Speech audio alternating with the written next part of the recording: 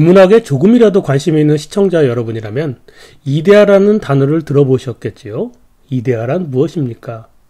인류 역사에서 빼놓을 수 없는 세 명의 위대한 철학자들이 있습니다. 플라톤, 아리스토텔레스, 칸트. 이분들이 각자 이데아론을 제시했습니다. 서로 생각이 다릅니다. 아주 다릅니다. 3회에 걸쳐 이분들의 이데아론을 하나씩 소개하겠습니다. 우선 차이를 말하기 전에 공통점을 설명해야겠지요. 오늘날 이데아가 대략 무슨 뜻인지 알아보고 플라톤의 이데아론을 요약해 보겠습니다. 여기서 퀴즈! 만약 여러분이 철학자이고 사람들에게 지혜를 가르친다고 가정해보죠.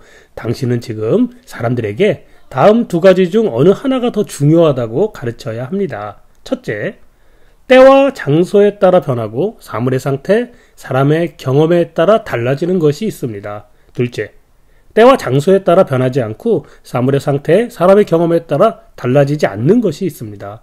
이 두 가지 중에서 어느 쪽이 더 중요합니까? 1번은 변화하는 것이고 2번은 변화하지 않는 것입니다.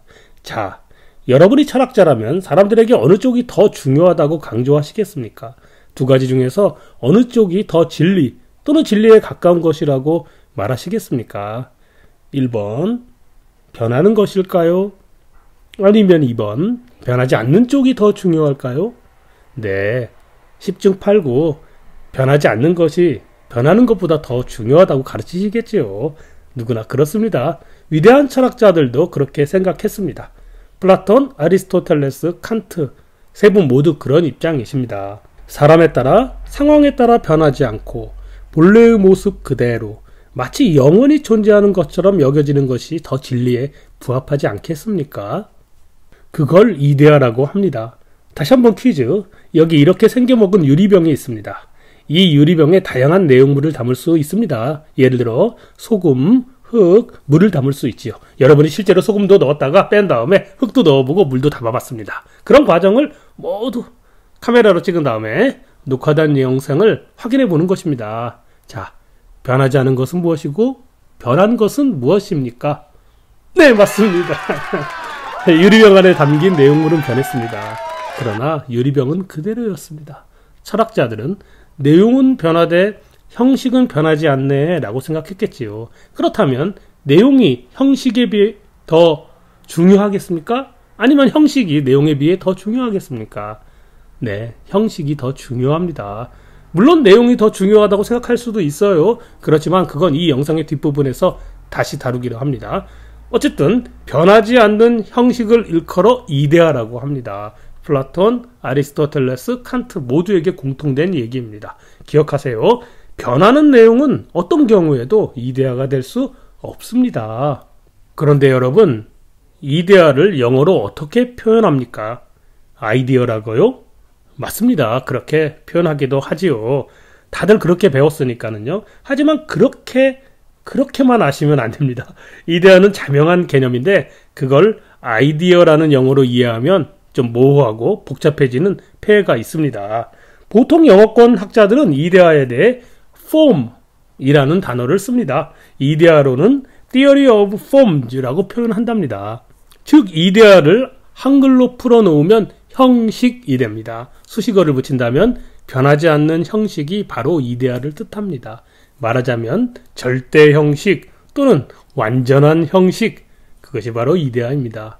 플라톤 할아버지는 지금으로부터 2400년 전에 활동하셨습니다. 서양 정신세계사에서 거의 시조급의 철학자입니다. 플라톤 이전에도 위대한 철학자들이 있었지요. 탈레스, 피타고라스, 파르메니데스, 소크라테스 같은 분들입니다. 그러나 플라톤 이전의 철학자들이 남긴 책이 거의 없지만 플라톤이 쓴 아주 많은 책이 고스란히 보존되어 있기 때문에 세계 곳곳의 언어로 번역돼서 지금도 읽히고 있습니다. 그래서 플라톤이라는 이름을 들어보지 못한 사람은 없지요. 하지만 이 할아버지가 무슨 말씀을 했는지 제대로 아는 사람도 드뭅니다. 플라톤은 이데아론을 처음 주창하셨습니다. 이 할아버지는 진리는 변하지 않고 그러므로 절대적이며 완전한 것이라고 생각했습니다. 그런데 눈에 보이고 우리가 경험하는 세상사를 바라보면 모든 것이 시간에 따라 바뀌고 이러쿵저러쿵 변합니다. 생각해보면 물질적인 모든 것은 변화하기 마련이지 않습니까? 플라톤은 생각했습니다. 우리가 보는 세상이 과연 진정한 모습일까? 이거 가짜 아니야? 진짜는 어디에 있지? 그래서 플라톤은 이렇게 생각을 다시 정리한 것입니다. 물질적인 것이 변할 수밖에 없는 속성을 가진다면 변하지 않은 것은 물질적이지 않은 것일 게야.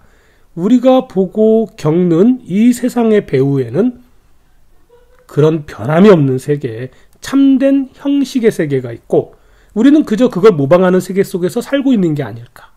그렇다면 진리를 찾으려는 우리들은, 참된 지식을 얻으려는 우리들은 모방에 만족할 게 아니라 배후에 있는 진정한 형식을 알기 위해 노력해야 하지 않을까.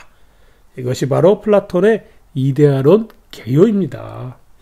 플라톤의 이데아는 물질적이지 않은 완벽한 무엇입니다. 물질적인 것은 변하니까는요. 변하는 것은 완벽하지 않으니까는요. 시공간에 있는 것들은 모두 변화하게 마련입니다. 그렇다면 플라톤의 이데아는 시공간을 초월하는 개념입니다. 그런 것으로 여러분은 무엇을 떠올리겠습니까? 한번 떠올려 보십시오. 태초부터 있었으며 언제나 동일한 것. 완벽하고 절대적이며 참된 존재. 네, 바로 신입니다. 절대자지요. 창조주입니다. 플라톤의 이데아를 하나님으로, 예수님으로 바꿔보세요. 그러면 기독교 교리가 자연스럽게 만들어집니다. 그래서 옛날 교회의 아버지들은 플라톤을 공부하면서 기독교 교리를 확립했던 것입니다. 너무 간략하게 말했나? 그냥 넘어가겠습니다. 제가 뭐 더 아는 것도 아니고요. 그런데 여기서 멈추면 좀 찝찝하니까 철학자들의 이데아론을 배워서 그게 뭔 의미가 있는지, 왜 이런 걸 공부하는 것인지, 플라톤의 이데아론에는 어떤 부정적인 의미 또는 긍정적인 교훈이 있는지 그런 걸 한번 생각해 볼까요? 철학 반성회입니다. 철학 반성회를 열어보겠습니다. 오늘은 플라톤 반성회입니다. 여기서 반성이란 말은 그냥 제가 잘못했으니까 반성합니다 그런 게 아니라 한번 곱씹어 더 생각해 본다 정도의 의미입니다. 첫 번째 반성. 저는 위대한 철학자들의 다양한 이데아론을 공부하면서 인생과 세상을 바라보는 관점이 바뀌었습니다. 저의 개인적인 체험입니다. 좀 많이 성장한 기분이 들었어요. 이전까지는요, 어떤 인생을 살면서 형식과 내용 이런 것을 그다지 구별하지 않았던 것 같아요. 직장 생활에서든 인간관계든 정치에 관한 입장 표현이든 무엇이 더 중요하고 덜 중요한지를 좀 일관성 있게 생각하지는 못했던 것 같아요. 그런데 지금은 이데아론을 공부한 다음에 변하지 않는 것에 큰 관심을 갖게 됐습니다.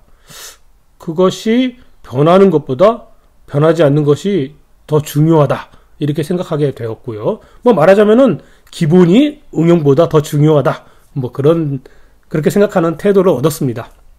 예전에는 무엇이든 형식 같은 것을 형식은 거추장스러운 거야 라고 생각하는 경향이 좀 있었어요. 하지만 이데아론을 공부한 다음에는 아니야 형식 중요하지, 그게 계속 지속되는 거라면 그게 더 중요한 걸 수도 있어 라고 생각하게 됐습니다.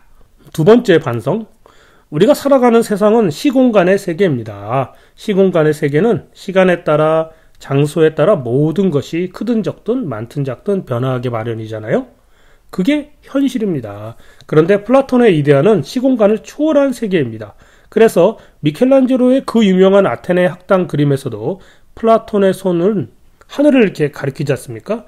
즉 플라톤은 현실적인 삶과 제도에는 그다지 별 도움이 안 되는 것 같습니다. 플라톤이 이데아론을 외치면서 철인정치인 철학자의 리더십을 주장했지만 현실을 부정해서는 힘을 얻을 수는 없지 않습니까? 사회적으로 공허합니다. 이것이 바로 아리스토텔레스가 플라톤 이데아론을 비판하는 이유입니다. 다음 영상에서는 플라톤의 제자 아리스토텔레스 할아버지 나오십니다. 세 번째 반성. 그래서 플라톤의 이데아론은 쓸모가 없는 것이냐? 전혀 그렇지 않습니다. 종교가 사라지지 않는 한 플라톤의 이데아론도 소멸하지 않습니다. 주위를 둘러보세요. 상당수가 신을 부정하시고 무신론자이지만 또한 상당수가 신에게 기도합니다. 우리 인간은 비합리적이고 비과학적이며 시공간을 초월하는 상상을 아주 자연스럽게 하지 않습니까? 그 중에서도 영성을 추구하는 사람이 있습니다. 그런 사람들은 반드시 플라톤을 만납니다. 증명할 수 없는 세계의 진리는 비록 과학적으로 지식적으로 증명할 수는 없어도 여전히 존재한다는 것입니다. 잠깐만! 잠깐만. 모든 사람들이 이데아 개념을 받아들이지 않습니다. 당연히 반론이 있습니다. 그 중에서는 형식을 인습이나 허례로 보고 진정한 진리는 내용이 있다고 생각하는 사람들이 있습니다. 그런 사람들의 철학을 영어로 머티어리얼리즘이라고 합니다. 뭐라고 번역될까요? 네, 유물론입니다. 유물론은 내용 중시 철학입니다. 그러므로 유물론에서는 이데아가 없습니다. 이해하셨나요? 한 번만 더 반복해서 들어봐 주세요. 그러면 누구보다도 이데아 개념을 잘 알게 될 것입니다. 감사합니다.